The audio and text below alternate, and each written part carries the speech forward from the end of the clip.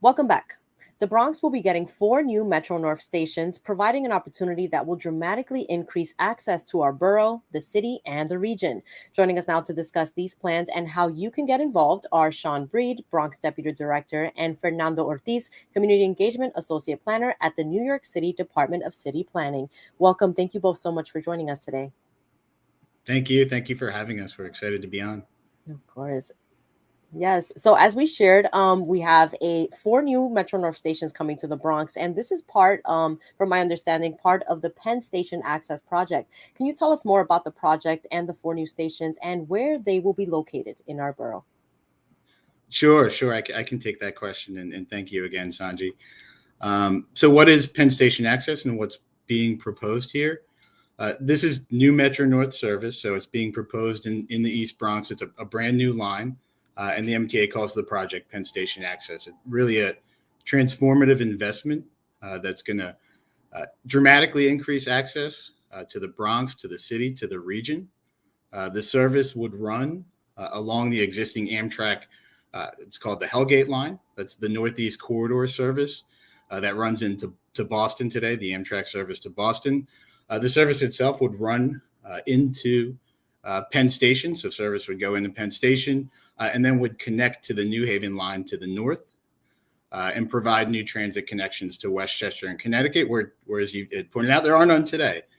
And what would that mean for the Bronx? So there would be four new stations starting in the south at Hunts Point, obviously an incredibly important job center, really one of the lifebloods of the city, a strong residential community. The station itself will be located along Hunts Point Avenue, east of the Bruckner.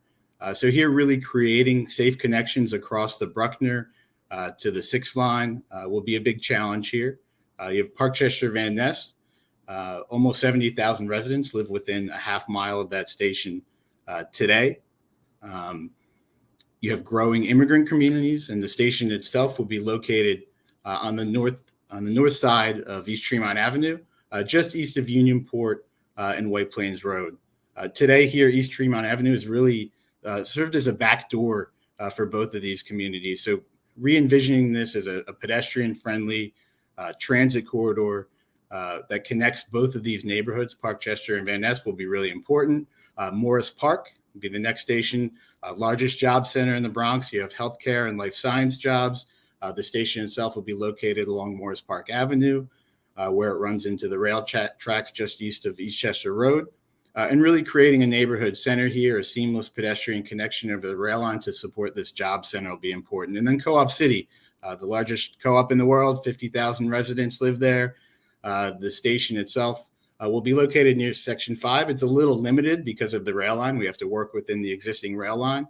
So really connecting the station itself for bus, for bikes, for peds into the heart of Co-op City and the surrounding neighborhood. So access will be the key here. And as we mentioned, when will this happen? Earlier this year, the MTA received approval from the federal government to move forward with their environmental review. And really what this means and what it allowed the MTA to do is release a schedule where construction would begin on the line next year, and it would open in 2025. Right. Thank you so much for that, Shawn. And, apparently this is a huge game changer for Bronxites and for people commuting in and out of the borough. How has the city engaged with the Bronx community throughout this planning stage? Sure. And I can talk a little bit about the importance of the service itself. And then maybe Fernando can talk a little bit about some of the outreach we've been doing before COVID and, of course, after COVID. Getting new rail service in itself, the stations will actually, you have a third of the Bronx, almost 500,000 residents live within a mile of these stations. So the effect of the new service is incredible. It would reduce commute times into Midtown by up to almost 2/3 and create new transit service to this in itself to the north that doesn't exist today. For example, if you lived in Co-op City, a commute into Midtown today might take upwards of an hour, and this would reduce commute times up to 25 to 30 minutes to get into Midtown with the new service. And it would provide brand new service, which doesn't exist today, into Westchester and Connecticut, where really driving is the only option that you have. And so I don't know, Fernando, if you want to talk a little bit about how we've been engaging with the community in the study itself. Yeah, so the project team prior to COVID conducted multiple in-person public meetings at each of the proposed station areas to receive input and work with the community to develop a vision for the station areas. This feedback helped shape draft recommendations and began to develop a community vision for the station areas.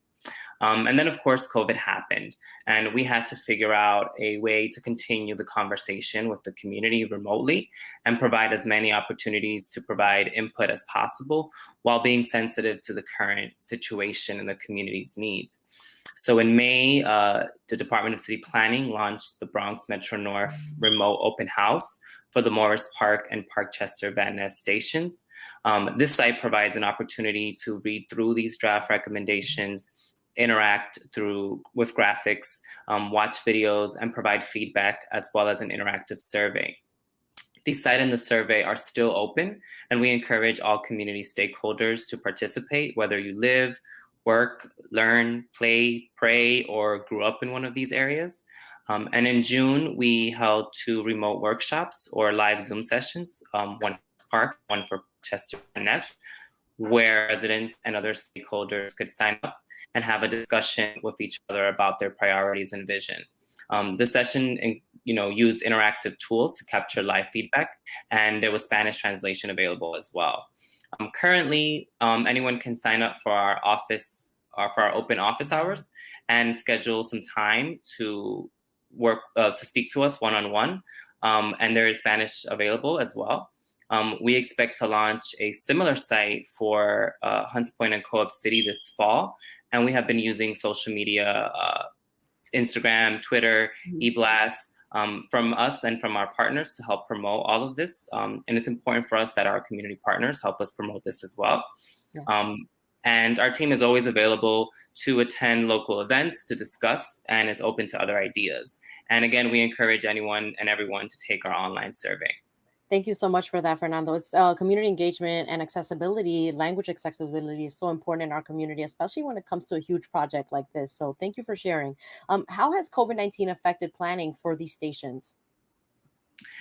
I would say that COVID changed everything, of course, but we needed to understand how it changed the priorities for this project, especially in the Bronx, where its effects were disproportionate. And in many ways, a light was shown on existing inequities within our borough. The need for safe and accessible open space, good transit, and access to things like healthcare and jobs were always priorities, but became even more important. And it was clear for this project that this kind of project and the expansion of the Metro North into the East Bronx could be important to recovery by providing each of those things, that I mentioned, growing and creating new jobs, housing, increasing access to transit and open spaces. I would also say that COVID emphasized the large amount of essential workers in the Bronx and how important a project of this magnitude could be for essential workers and helping improve their commutes. For DCP, it was important to continue the conversation with the community to make sure that the planning work kept up with the MTA project. And while a remote setting cannot replace in-person outreach, we know that we had to offer multiple opportunities for feedback to reach as many people as possible. So we had to get a little creative. Also, the remote open house allows for opportunities for the community to engage in the planning process at their own pace and at their own time, and creates more opportunities for participation. Thank you for sharing. So Bronx residents have brought up concerns about parking, street safety, and gentrification at 2 recent Department of City Planning Bronx Metro North workshops. How is the DCP seeking to address these concerns when it comes to these stations? Sure. I can take that, Sonyi. And yeah, I just want to start by saying that this is really the time to voice and discuss those concerns. That's why we're doing the planning work now. Not only understand how existing residents can get the most out of this new rail service, but to address concerns just like that. And so, what about parking? The MTA is not providing parking at the stations themselves. They don't at any of their New York City stations. I always use the example of Fordham, one of the busiest stations in the system. It functions very well. and doesn't have parking. One of our goals is also to make sure that the stations themselves are connected to the existing mass transit, safely accessible by pedestrians, by bike, and really making it easier to not have to drive, to be able to use transit. But we know that's not always an option. And so any new development, of course, would have parking requirements. And we're using this study to really understand what communities' needs are for things like parking. In the Parkchester Van Ness neighborhood itself, we heard some very specific concerns around that station area. I think some of these were about existing lots. Some of those are Parkchester's garages that are on Tremont Avenue. Some of the lots on the north side of Tremont Avenue that are used for parking today. And there are no plans to remove any of that parking. In fact, we want to work with the existing owners. We want to work with the community to understand how we can support and improve some of those existing lots. And I think the second question was regarding concerns about gentrification, or really if the new service will displace existing residents or cause rents to rise. This is a real concern that we've heard. We know it's out there, and we know that there are many different types of housing along the line, from the Parkchester and Co-op City developments themselves to smaller homeowners to renters. And we're using this time to really understand what the needs are so that we can provide the right resources to those residents. And we're working closely with city agencies, with community partners to understand those needs and to make sure we're providing support. I think of, the Parkchester we know has a very large senior population. What are their specific needs? Things like that is just an example. Also, this is an area that hasn't really seen any significant new housing growth. And we want to understand where new affordable housing can meet community needs too. And new affordable housing can really take some of the pressure off and provide opportunities for existing residents. And so I would say now, again, is when we want to hear these concerns, and we're working to address them as part of the study.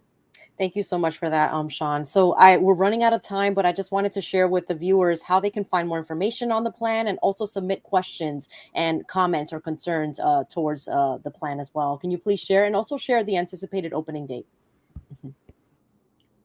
Sure. Again, the actual service itself is anticipated now to open in 2025. So that's why it's so important to plan now. We want to continue doing our community outreach and hopefully release a draft plan at the end of the year. This is not an endpoint. It's just a draft plan. It will be an opportunity to get additional input on that and really start thinking about implementation. So that's our real next steps, to go out in the fall and have additional outreach around both Co-op City and Hunts Point, and then release a draft plan later this year.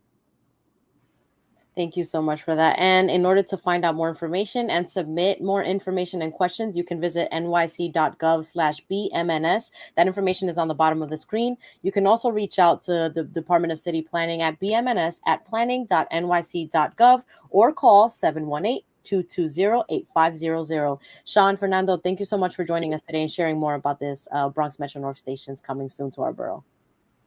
Thank you. Thank you. All right, we're taking a quick break here on Open BXRX Tuesday. We'll be right back.